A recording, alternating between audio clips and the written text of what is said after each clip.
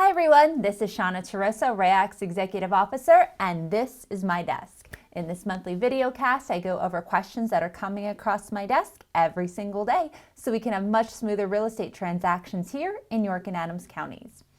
And the question that I have for you today is, help me understand these forms.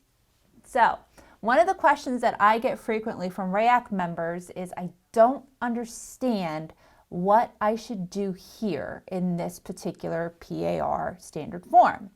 And the first question I always ask is, have you read the forms? And sometimes the answer is, yes, I've read it, but I still don't understand what it's trying to say. So I'm going to give you a little known tip of something that's out there for all of our realtor members to help them better understand how to use the PAR standard forms. So, almost all of the PAR standard forms have something that's called the Guidelines for Preparation and Use.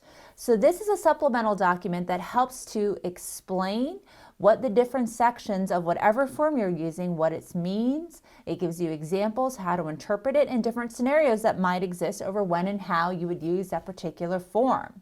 It is a great resource for all of our realtor members to use, and I would highly suggest, if you haven't read those, particularly for the most utilized form, the PAR Agreement of Sale, that should be one of the first things that you go and do and use today, because I guarantee you, you are going to learn something if you print out those guidelines for preparation and use. So, many of you have probably are saying to yourselves, I've never heard of that before. Where can I find it? That's the tricky part. So, in order for you to be able to access the guidelines for preparation and use, you aren't going to find them in your standard forms library of whatever zip forms or dot loop or whatever platform you're using. You have to go to the PAR website. When you go to the PAR website, you're going to have to log in with your login information. And if you don't know what that is, it's typically your NAR member ID, and you have to create a password. If you don't know what your NAR member ID is, give RAYAC a call and we'll get that to you. Now, once you log in as a member of the Pennsylvania Association of Realtors, you can simply put the search bar in. So put in the Standard Agreement of Sale. And once you bring up the Standard Agreement of Sale, it shows you download the form or view the guidelines for all of the forms that they have it available for. So download, view those guidelines and print it out and take a look at it and read it through. I promise you, you will learn something if you print out those forms. It is a great tool for all of our members to use and to help to understand how you can use those PAR standard forms accurately.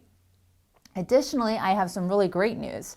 Is recently at the Pennsylvania Association of Realtors business meetings in January, there was a recommendation that some of the guidelines for preparation and use will be translated into Spanish. So for our realtor members who English is their second language and Spanish is their first language, this will be a really great tool to help you better understand and comprehend what those different PAR standard forms are trying to say. So we can look for that addition in the future so that everyone can expand their knowledge and understanding of the PAR forms. So I hope that information was helpful to you. If there's ever any topics that you would like for me to cover, please feel free to reach out to me because my doors and ears are always open to you. Thanks so much and have a wonderful day.